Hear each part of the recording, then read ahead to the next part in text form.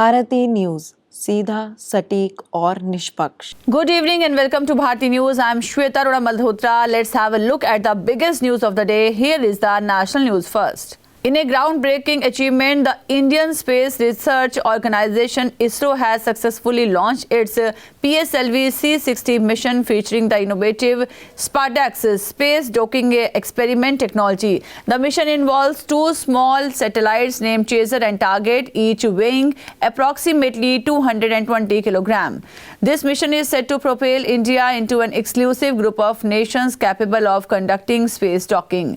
The PSLV C-60 SPADEX mission is of monumental importance to India's space exploration capabilities.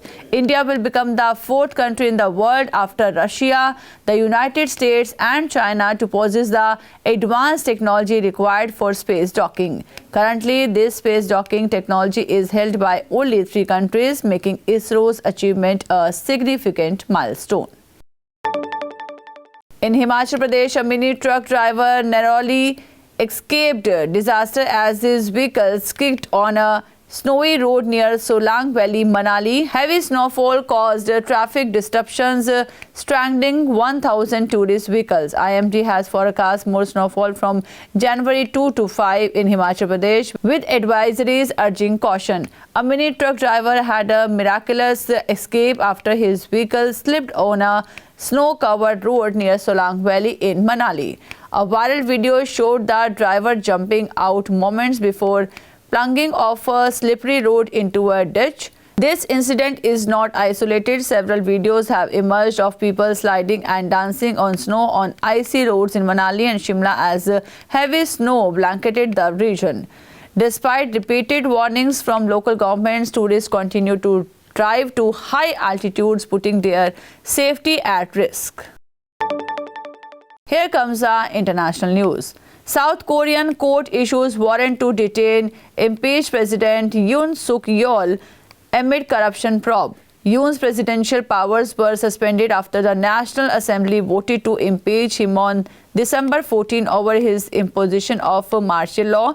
The National Assembly voted last week to also impeach Prime Minister Han Duck-soo, who had assumed the role of acting president after Yoon's power were suspended. South Korea's anti-corruption agency announced on Tuesday that the Seoul Western District Court has issued a detention warrant for impeached President Yoon Suk Yeol, alongside approval to search his presidential office. According to a statement by the Corruption Investigation Office for high-ranking officials, the move follows Yoon's controversial and short-lived declaration of martial law earlier this month.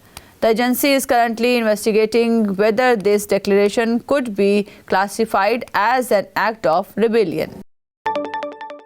Before leaving office next month, US President Joe Biden has announced nearly USD 2.5 billion of military aid to Ukraine. On Monday, Biden announced the aid as his administration aims to quickly spend all the money available with it to assist Kyiv in fighting off Russia before Donald Trump assumes the presidency. The latest package includes USD 1.25 billion in presidential drawdown authority. It allows the military to the remaining stock and get the weapons to the battlefield quickly. The package also encompasses USD 1.22 billion in longer-term weapons packages, which would be put on contract through the separate Ukraine Security Assistance Initiative or USAI.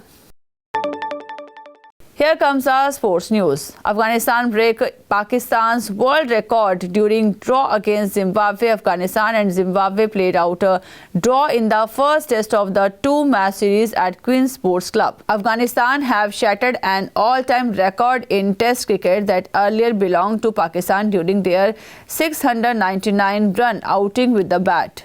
Afghanistan and Zimbabwe played a high-scoring draw in their first test of the 2-match series, which saw free run scoring. Afghanistan slammed 699 in their only innings, which saw double centurions in Rahmat Shah and Hashmatullah Shahidi.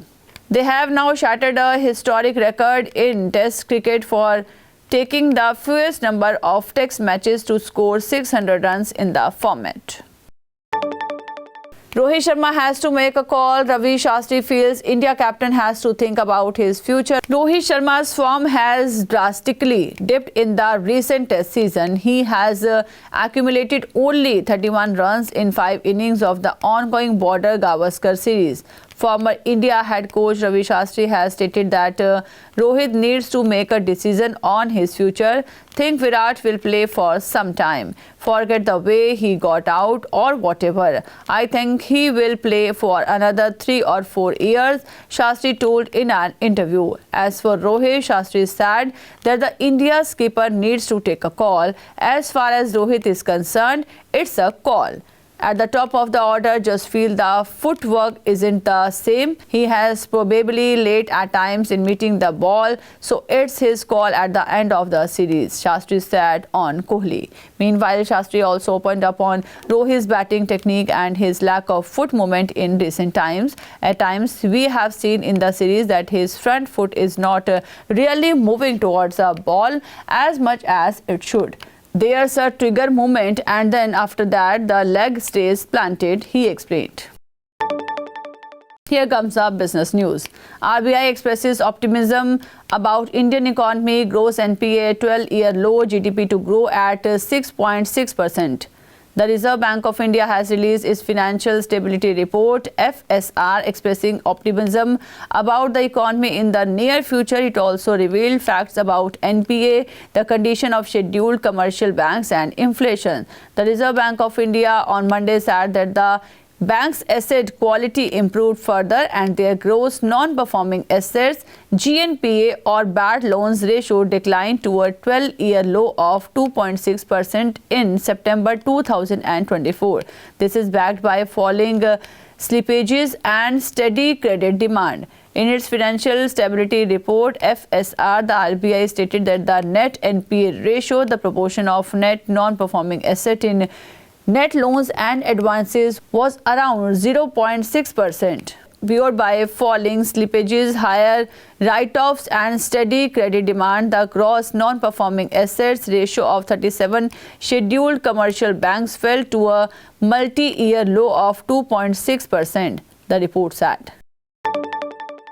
The Gorakhpur Link Expressway, a stretch of over 91.35 kilometers, is all set to open for commuters in a new year. Once open to public, the Gorakhpur Link Expressway will give a massive boost to Uttar Pradesh road infrastructure, connecting Gorakhpur to Azamgarh and linking with the Purvanchal Expressway. This new expressway will surely provide a smooth connectivity to Lucknow, Agra and Delhi. So that concludes our news bulletin for today. Thank you for joining us. Stay tuned to Bharti News for continuous coverage and more updates. Wish you a very good evening and a great night ahead. Thank you.